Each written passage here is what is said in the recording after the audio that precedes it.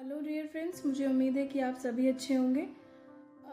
अपने बारिश होने की इस सीरीज़ में हमने बहुत सारी चीज़ों को समझा है, तो स्टार्ट करते हैं। विंड्स में हम समझ चुके हैं कि लोकल विंड्स क्या होती हैं, जो high pressure to low pressure area specific में ब्लो करती हैं।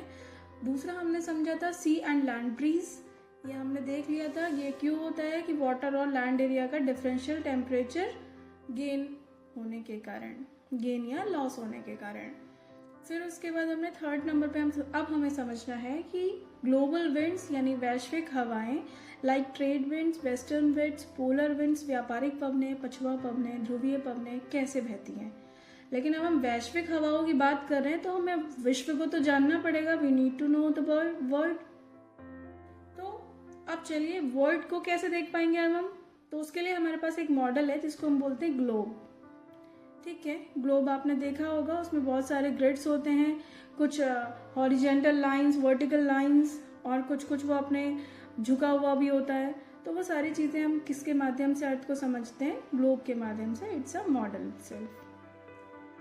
अब देखते हैं, इसके पहले हम शुरू करते हैं। देखिए, अब हम लेते हैं अर्थ। ये मैंने मान लिया कि ये मेरी अर्थ है, ठीक है, और ये मैंने एक ऐसी लाइन बना दी।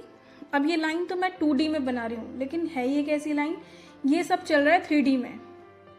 ये मैंने उसके अंदर पे माना कि ये जो 0 डिग्री वाली एक लाइन मानी, ये इसको आधा आधा डिवाइड करती है, आधा नॉर्थ ऊपर का और नीचे का साउथ हो गया।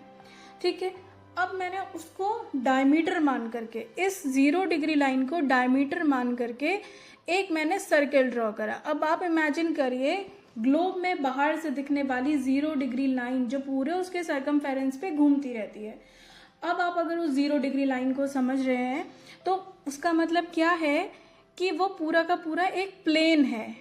ठीक है, लाइक ये जो प्लेन दिख रहा है हमें, ये प्लेन है, इसमें जो भी पॉइंट होंगे ये सब 0 डिग्री पे होंगे। अब जैसे हमने 0 डिग्री माना, इस डायमीटर पे हमने एक सरकमफेरेंस ड्रॉ कर दिया। तो अगर सेंटर पॉइंट सी है तो सी से इसके हर पॉइंट का डिस्टेंस जो है, जो ये दिख रहा है, ये सब सेम होगा, सब रेडियस है। तो इस तरीके से अगर आप देखेंगे तो ये हमारा इक्वेटर सर्किल हो गया है। ठीक है, इक्वेटर सर्किल। अब हम इसे 0 डिग्री का हमने शुरुआत क्यों करी 0 डिग्री से। देखिए, अगर हम कुछ भी पढ़ते हैं तो हमें सबसे पहले एक रेफरेंस पॉइंट मानना पड़ता है। अगर हम किसी चीज़ को बोलें कि यहाँ से 2 कदम आगे, तो यहाँ क्या है, एक रेफरेंस पॉइंट है। ऐसे ही अगर हम बोल रहे हैं कि 0 के नॉर्थ में होगा उत्तरी गोलार्ध, और 0 के दक्षिण में होगा दक्षिणी गोलार्ध, इसका मतलब क्या कि 0 हमारा एक रेफरेंस पॉइंट है। 0 डिग्री पे डायमीटर पे अंदर सेंटर पे जो लाइन उससे होती हुई जा रही है, उसको डायमीटर मान के हम एक सरकमफेरेंस ड्रॉ करेंगे। वो सरकमफेरेंस जो ग्लोब के चारों ओर, अर्थ के चारों ओर हमें समझने में हेल्प करेगा, उसको हम बोलेंगे इक्वेटर सर्किल। एंड अर्थ अपने आप में एज अ हेमिस्फेयर आप देखेंगे।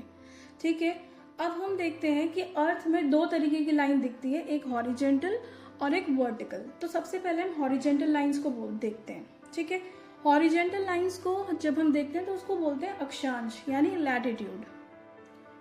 लैटिट्यूड आप अब मैं आपको समझाती हूँ कि लैटिट्यूड 1 डिग्री, 2 डिग्री, 15, 23, 66 ऐसा लिखा होता है ना।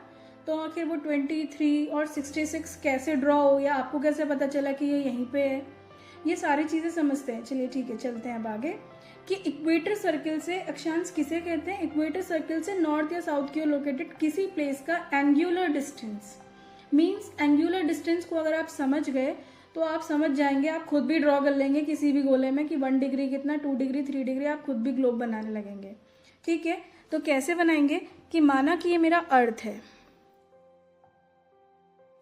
अर्थ है, 0 डिग्री लाइन है, अर्थ को हेमिस्फेयर ही मानिए, 0 डिग्री लाइन इसके सेंटर पे है ये। ठीक है, अब आप इसके सेंटर से एक 15 डिग्री के एंगल पर इसके जो हमारा इसका सरकमफेरेंस है, इस पे आप एक एंगल डाल रहे हैं। 15 डिग्री आपने नापा, अपने जो भी आपके पास इक्विपमेंट है आपने उससे नापा, और 15 डिग्री की एक लाइन इस यहाँ पे ड्रॉ कर दी इस पे। और ऐसे ही आपने ये सेंटर, इसको सेंटर मानते हुए, इसको बेस लाइन मानते हुए एक 15 डिग्री की लाइन ये ड्रॉ कर दी। ठीक है, अब आपने क्या करा, आपने अंदर पे जो इसके अंदर की बात बता रही हूँ आपको, हेमीस्फेयर का जो डायमीटर है, हेमीस्फेयर के डायमीटर में आपने एक सिंपल सी लाइन ड्रॉ कर दी, सीधी लाइन 15 डिग्री, इस 15 डिग्री को मिलाते हुए। अब आप इसको डायमीटर मानते हुए एक सर्किल ड्रॉ कर लेंगे। अब ये ग्लोब के बाहर का हिस्सा दिख रहा है आपको। तो अब क्या है, जो ये 15 डिग्री आपने ड्रॉ करा, इसको मिलाते हुए लाइन खींची, और इसका जो आपने सरकमफेरेंस करा ना, ये सारे के सारे पॉइंट्स, अगर कोई जगह कोई पॉइंट यहाँ पे है तो ये भी 15 डिग्री पे होगा, यहाँ पे है तो भी 15, यहाँ पे है तो भी 15, यहाँ पे है तो भी 15।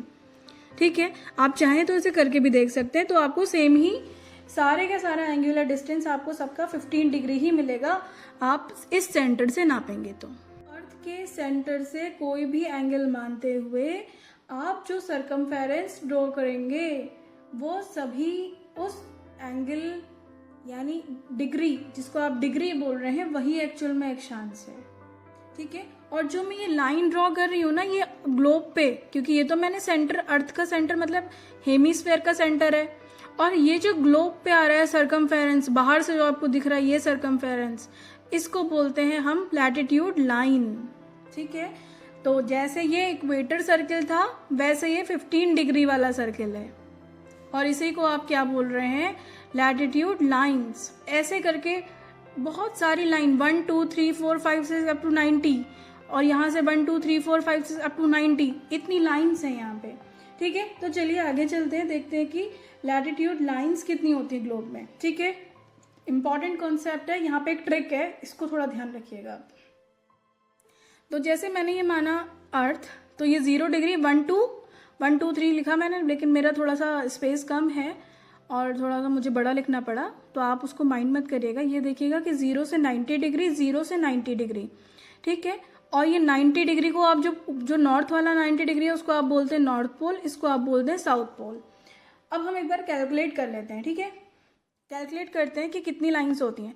देखिए 1 to 90 degree north plus 0 degree line plus 1 to 90 degree south.